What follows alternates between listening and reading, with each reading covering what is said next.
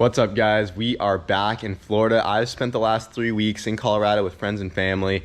Wyatt flew back here a little early, but man, it does feel good to be back. We're in nice weather again. We're out of the cold, and the Razzle Dazzle videos killed it. That was our plan, was to go back down to Colorado, get that thing up and going again.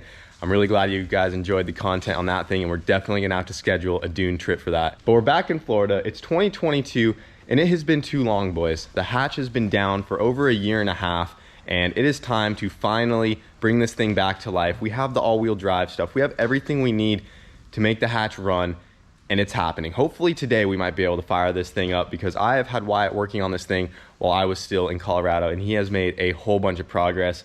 And we're just gonna get right into it and show you guys where we're at on this thing. Where are we at, Wyatt? Well, you'll say here, we're at this point. No, we are at this point. She is on the lift and getting worked on, and we'll keep you guys updated tomorrow. That's it for today. But no, thanks for watching. We have a lot of changes here, guys. Yeah. We have completely ripped the dash apart. Wyatt has just been going to town on the wiring. Yeah. We're changing engine managements. Yes. And I think you guys can guess what we are going with. You know, on the hatch here. We got ourselves a Fuel Tech FT550 going into the hatch here. You can see why I got this nice bezel made. Not too bad. Looks really good. One thing I liked about this one is did this like bulkhead fitting, so now we don't have to reach for the cable, because that's something we always fought on the MR2. So just doing some different things with this one, but I think it's looking really good. And then we're also doing the CAN keypad from Fuel Tech with this one also. So this thing is going to go in the center console, and this will control everything, so no more like rocker switches. They do the job, but it's just a little bit more fancy. So combination here, hard to beat. You guys know we love our Fuel Tech units, so yeah, on the hatch. I'm pumped on this, because for whatever reason we couldn't get the hatch to run on the Honda S300. Something in the chassis harness or something was just off. I even got a whole new wiring harness for the car, and the injectors were not noiting. They were not giving it fuel because I could fire it up on starter fluid. And I said, screw it, I'm over it. We're gonna just completely put it on a Fuel Tech, and I know it was gonna go that route eventually anyways once we get it all-wheel drive and make this thing, you know, monster. So might as well just get it out of the way now. So we're putting it on a Fuel Tech. We got a harness from Fuel Tech. It's their universal 4-cylinder harness, and while I was gone, Wyatt went ahead and got all of the necessary plugs we need on there. We have K-coil plugs because we're switching to coil on plug. We're getting rid of the distributor on here. Yep. The hatch is going through a lot of changes, boys, but he got the harness all laid in there. All the connectors we need have been switched out, ready to go. We still need to just do some final testing, making sure everything's good. We have not started the car yet. I'm switching out the cam gears over here. We got the valve cover off because we have this kit from KS Tuned right here to switch over to a Hall effect sensor. So this is the KS Tuned T1 trigger kit, and if you look at this cam gear right here, it has a whole bunch of little magnets built into that cam gear, and this sensor reads those. So with this new T1 trigger kit from KS Tuned, we will no longer need to run the distributor. That guy is right over here. This is responsible for telling when the coils to spark from factory, because this has the cam and crank sensor in it, and we are no longer going to need that now that we have also has the T1 trigger. Coil. It has the built-in coil as well. So it takes care of everything in one unit, but it's kind of bulky, not very great for big horsepower. Well, and the big change is the aftermarket ECU, and a lot of the aftermarket ECUs require a Hall effect sensor. At least they're a lot more accurate when they're using a Hall effect sensor. The K series, for instance, has a factory Hall effect sensor, so when we put the Fuel Tech on those, they read right off that factory sensor really well. But these older style motors don't have that, so we're basically upgrading here to that Hall effect sensor. It will read off of the cam, and that's how it will, you know, determine spark and timing, all that good stuff. So to do that, we need to get rid of these cam gears right here and get our new ones on there, and then this guy, the sensor, will actually bolt right up to the front of the head here, and then Wyatt already cut a slit out for us, so that will fit right like so, and then that will read the magnets on those new cam gears. So I got the motor set to top dead center, and I'm gonna go ahead, pull the timing belt off, get those cam gears off of there, swap on the new ones, and then we can get this guy on there, start getting this thing back together, and then here pretty soon we can start, you know, testing all of our outputs and everything, power everything on, and if all goes well, we might hear this thing run tonight. It's getting pretty close. And it will be the first time it has ran in a minute. In a long time. So, I mean, I did drive it once and it overheated, and then I parked it, and then we never started it again. I had that issue, but The injector's not firing. Yeah, really I don't know what it is, but we are redoing just about everything on the hatch here, boys, and I'm really excited.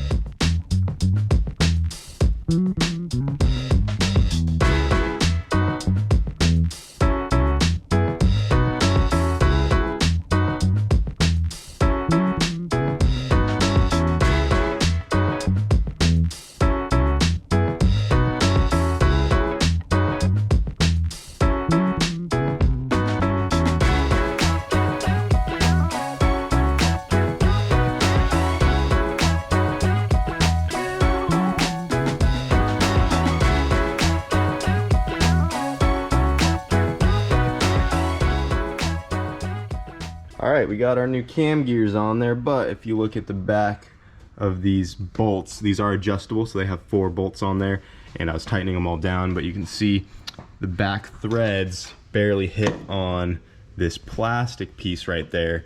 We don't need that plastic piece, but it is behind the gears, so I'm gonna have to redo that real quick. I'm gonna pull these gears back off, get this plastic piece out of there, and then we'll be good to go.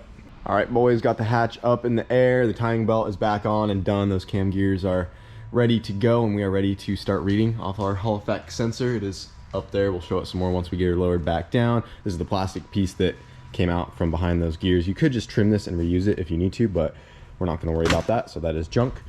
Don't need it. Delete it.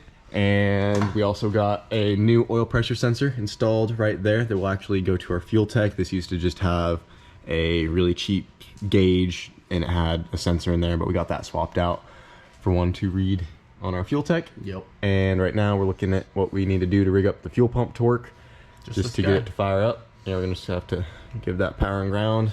Yeah, just we'll power. be good to go. Everything else is already grounded. And oh yeah, that is just power. Yeah. I saw the 2 different colors, but I Yeah. forgot that's just something I did back in the day. Way back when. Crimped those together. Yeah, so just give that power. The fuel pump will come on. We are gonna have to move the fuel pump in the near future once there's a drive shaft going right through there, but for now, and get rid of this honking thing. yeah, So gross. we're gonna have to get rid of the fuel tank. We have a cell on the way. Yep. Get everything we need back here to get her all-wheel drive. Gonna be cool. But for now, we just want to hear it run. So it looks like we are just a few minutes away from being able to try to test fire this thing. Check it out while I got the dash installed. Everything is back together. And when you turn the key on over here, we get power to everything. Check that out. Looks so good. Our 5-button panel comes on. And let me hop back out real quick. We're gonna go ahead and test our outputs real fast. Make sure everything is wired up correctly. We have the #1 coil out with a spark plug in it. So here in a second, we're gonna double check that. Hold up, she's not in there tight. Give me a second. Yeah, go for it. Oh, yep, we're good.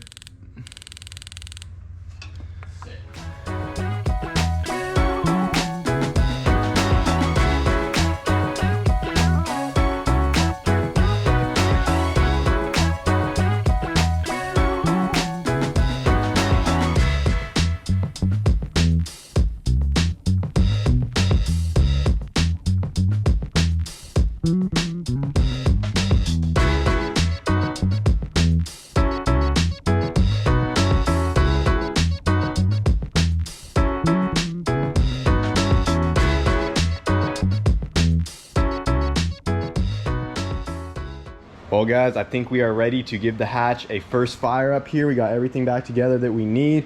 Jamie just flew in as well, and he is going to be helping us get this thing fired up. We just went over everything on the fuel tech, make sure everything is reading correctly. We have spark, we have injectors working, and we think we should be able to give it a first fire up here. Oh yeah. So we used some calibrations from like Shane's car and Jamie's car because their cars are also using the T1 trigger, so it's kind of a similar setup, but it might not be perfect, so we're just going to have to try to get it fired up and see where everything's sitting. Yeah, get it fired up. See how she sounds. But we have spark, we have fuel, and as long as that's all happening at the right time with compression, Yep. this thing should fire up. It's been so long. So I'm ready to see this thing fire up on her new Fuel Tech ECU. And I'm just so pumped to see the hatch back up in action, boys. But here in a second, we're gonna try to turn this thing over.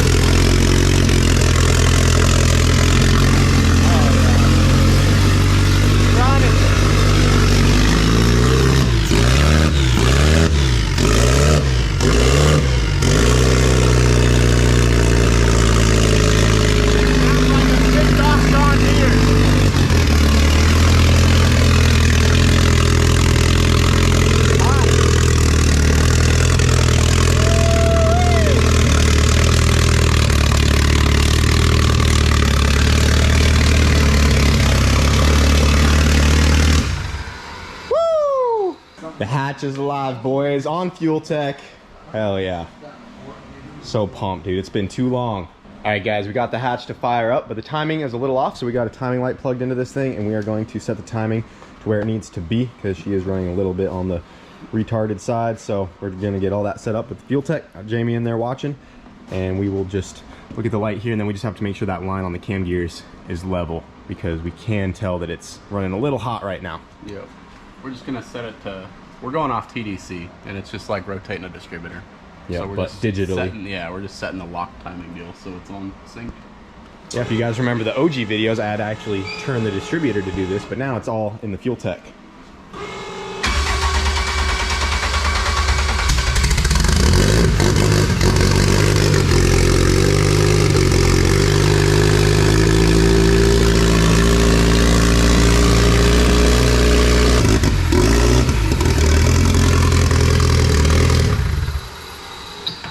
Guys, in this envelope we have ourselves updated registration for the hatch.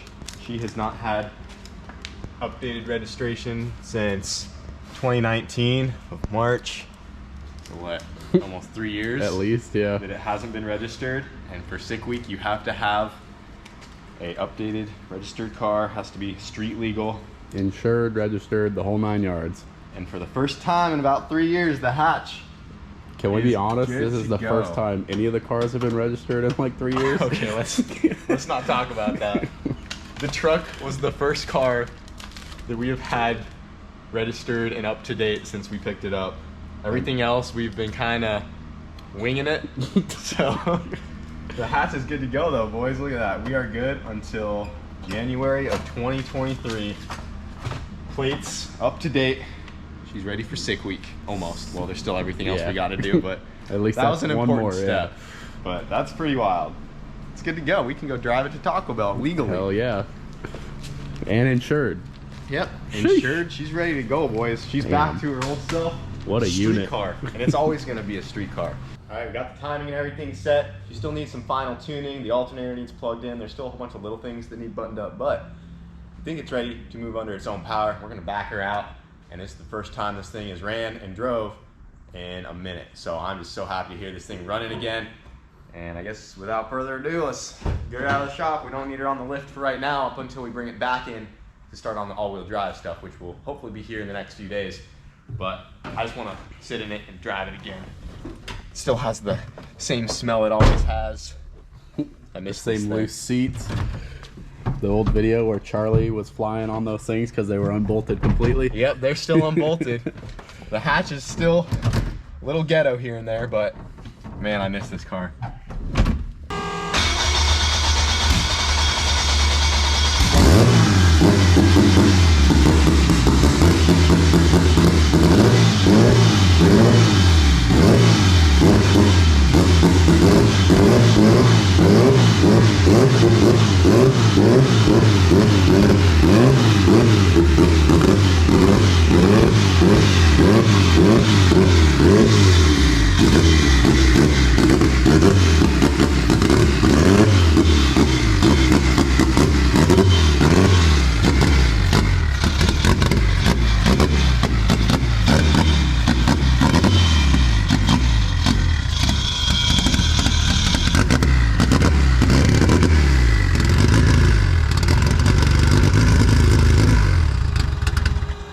Still needs a little tune-up.